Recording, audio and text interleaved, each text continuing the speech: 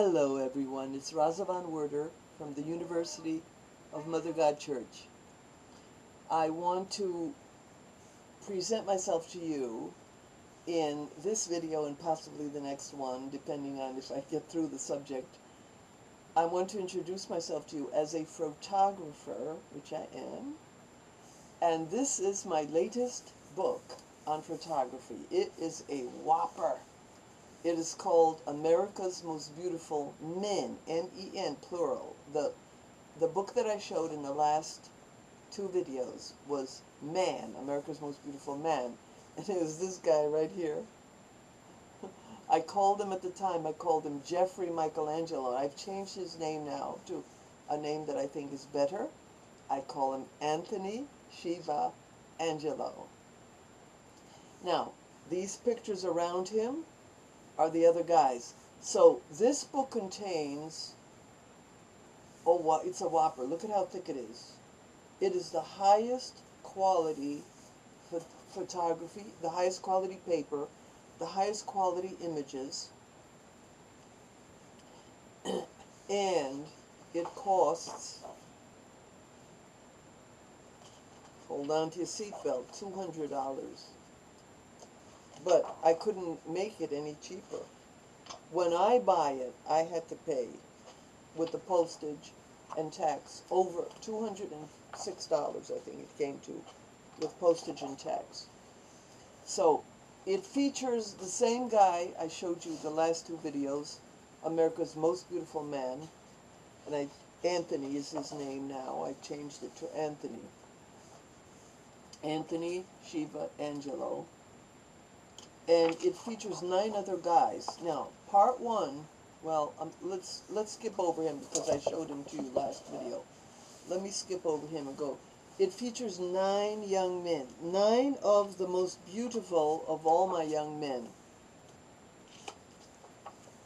9. And it's not for the faint of heart on. The first half of the book, 137 pages, it shows each model dressed, not nude. It shows them looking very beautiful in GQ clothes, clothes which I bought and provided. I bought everything. The boots, the suits, the jackets, the jewelry, the belts, the hats, everything that they're wearing. And then each chapter, by the way, has a section on me. Let me get my thing situated here so I can see. Okay. So it has pictures of me in my, oh, this is complicated. Pictures of me, beautiful pictures of me as a model. And then it goes into, at the end of each chapter, then it goes into the beautiful males. So here's one very good model named Reef. Oh, jeez, this is hard. Reef. And this has 250 pages on slick papers, the best quality there is. The best, the absolute best quality there is. The book is $200, and we don't have a PDF copy yet. Maybe in the future we will, but it just came out. So the PDF, there's no cheap version, no cheap version of this book. If you wanted, you'd have to pay $200, which I know not too many people will pay for it. But, again, they don't call self-publishing vanity press for nothing. It's just an example.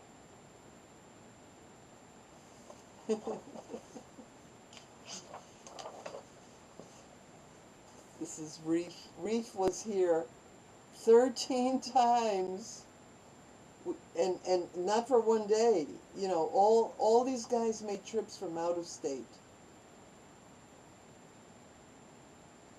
Reef was very muscular, one of the most muscular. And then there's pictures of me. Each and every chapter has pictures of me. All right, so part one is all these guys are dressed. It's 137 pages of them dressed. And part two, that's the part that people will be very curious about. Part two will features, not will, does feature the men nude and with erections.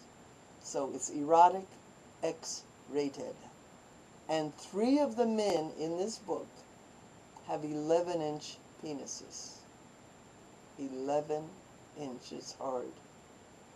And the rest of them have 9 inches. They all have 9 inches. There's no slackers in this book.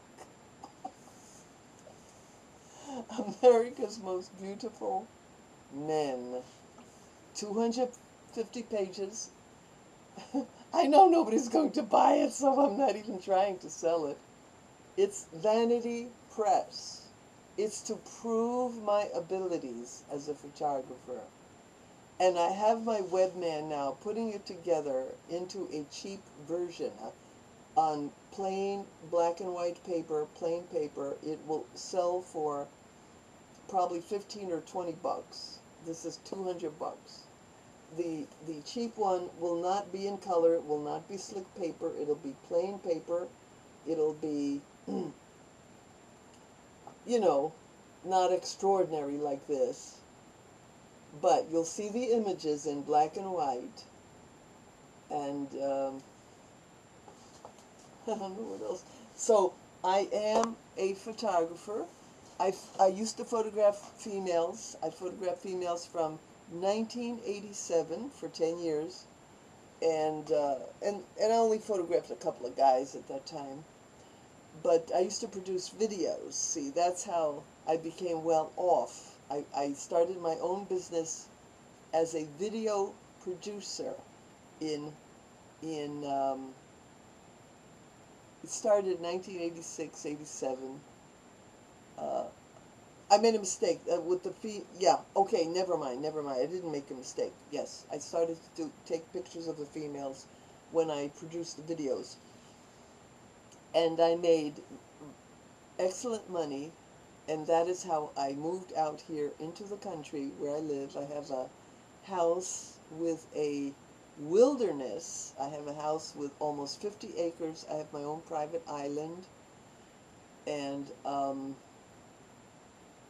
5-acre yard. And riverfront, 500 feet of riverfront. And just wonderful, wonderful. I love nature. So I've had many, many animals here, and I did a lot of photography outdoors. I'm talking about photography. I'm presenting myself to you as a photographer. In this book, which I just showed you, none of the models would listen to me. I did have one model that I met who listened to me, and I spoke to him for many, many, many hours. I never met him. I never got together with him. But he was in another state, and I spoke to him for many, many, many hours about how to become a star, how to make it in show business.